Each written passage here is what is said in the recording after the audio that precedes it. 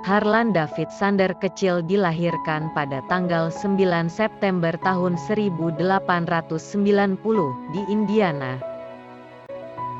Kedua orang tua Sander sangat disiplin dan taat beragama dalam mendidiknya. Ibu Sander dengan keras mendidik anaknya untuk menjauhi alkohol, tembakau, judi dan bersiul di hari Minggu. Ayah Sander meninggal dunia pada saat ia masih berusia 5 tahun. Sejak itu, Sander mulai membantu ibunya untuk merawat adiknya dan memasak. Pada saat umurnya 7 tahun, Sander telah mahir mengolah roti, sayur-sayuran dan daging, dan pada umur 10 tahun, Sander mulai bekerja sebagai buruh tani. 2 tahun setelah itu, ibunya menikah lagi dengan seorang pria, dan mereka sekeluarga mulai pindah tempat tinggal di kota lain. Kehidupan Sander tidak bertambah ramah kepadanya, hubungannya dengan ayah tirinya tidaklah bagus, bahkan kacau. Pada tahun 1903, ia drop out dari sekolahnya tingkat 7, dan kemudian Sander pergi bekerja dan tinggal di lahan pertanian setempat.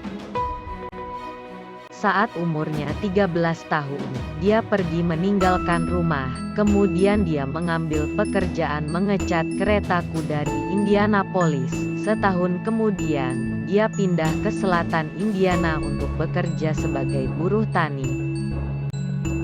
Banyak beragam pekerjaan dan tantangan yang dijalani oleh Sander. Bekerja sebagai operator kereta. Oktober tahun 1906 menjadi relawan tentara. Asisten pandai besi. Petugas bersih-bersih abu kereta. Fireman, steam engine. Pekerjaan ini dijalaninya selama 3 tahun, sebelum akhirnya ia diberhentikan karena ketidakdisiplinan yang mana saat itu ia dalam kondisi sakit. Pada tahun 1932, Sander kehilangan salah satu anaknya karena sakit. Sander kehilangan pekerjaannya di Illinois karena bertengkar dengan rekan kerjanya. Setelah berkarir di bidang hukum selama 3 tahun, Sander terlibat pertengkaran dengan kliennya di pengadilan. Ini menghentikan karir sekaligus menghancurkan reputasinya. Ini adalah titik rendah dalam hidup Sander, kegagalan, tantangan dan kesulitan yang dihadapinya, kebanyakan karena disebabkan oleh sikapnya yang kasar, tidak sabar, kurang pengendalian diri, dan kurang diplomasi karena merasa benar. Tahun 1916, Sander bekerja sebagai sales asuransi, dan dipecat karena membangkang.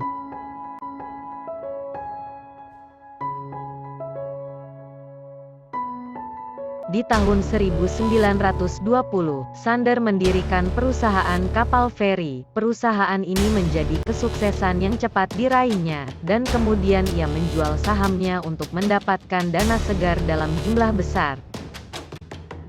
Dengan uang cash yang dimilikinya, Sander mendirikan perusahaan manufaktur lampu, namun perusahaannya mengalami kegagalan karena kalah bersaing dengan perusahaan lain.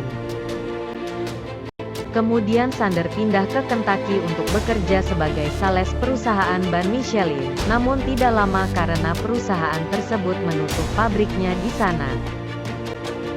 Di tahun 1924, secara tak sengaja, Sander bertemu dengan General Manager Standard Oil Kentucky, yang memintanya untuk menjalankan stasiun pengisian bahan bakar di Nicholasville. 6 tahun kemudian, stasiun tersebut terpaksa ditutup sebagai akibat dari krisis ekonomi berkepanjangan, Great Depression. Rentang tahun 1930 sampai tahun 1939, Sander mulai berhasil merintis dan menekuni usaha di bidang makanan di Kentucky. Dalam periode itu, tepatnya di tahun 1935, Sander bahkan dianugerahi gelar kehormatan kolonel oleh Gubernur Kentucky saat itu, dan reputasi serta restoran ayam gorengnya semakin dikenal orang.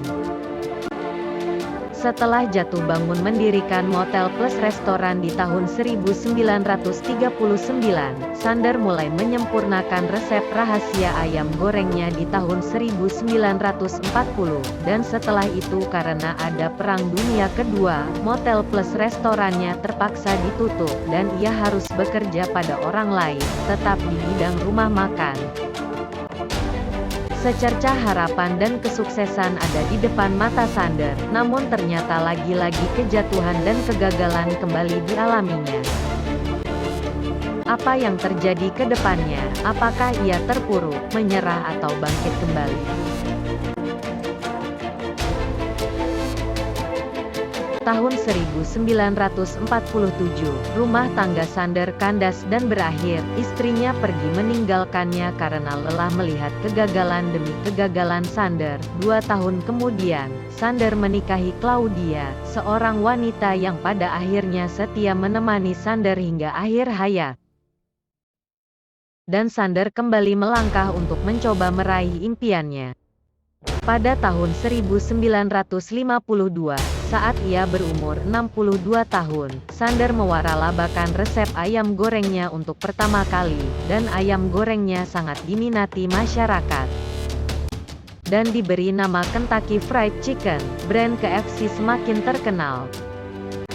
Saat umur 65 tahun, Sander keliling negeri untuk menawarkan waralabanya ke restoran yang tepat, dan KFC semakin tersebar. Cara yang ditempuh Sander amat sangat berhasil, waralabanya meledak dan sangat laku di pasar.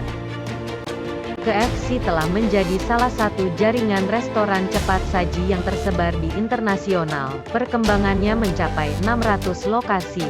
Di umurnya yang ke-73 tahun, Sander kewalahan menerima kesuksesan yang berhasil diraihnya. Kemudian Sander menjual korporasi Kentucky Fried Chicken-nya senilai $2 juta saat itu, dan ia menjadi brand ambasador yang digaji.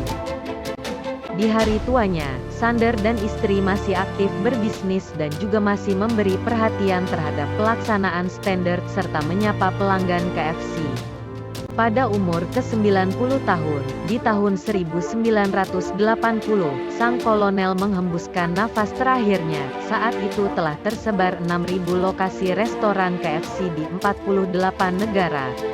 Hingga tahun 2020, telah ada 23.000 outlet KFC tersebar di 140 negara, dan figur dari sang kolonel Sander masih menjadi ikon yang tak terhilangkan pada logo maupun kampanye KFC sampai detik ini.